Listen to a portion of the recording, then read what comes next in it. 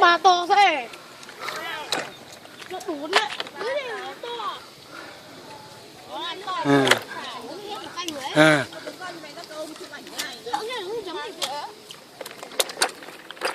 Nó toại.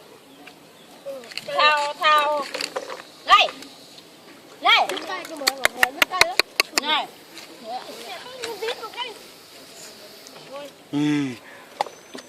Hôm nay nó về nó kiện là đánh chắc không khó lắm. Khó đâu. Hết đi nữa, ta về đánh cho. Biết rồi. Canh nhá. Nhớ là cái nhét rồi.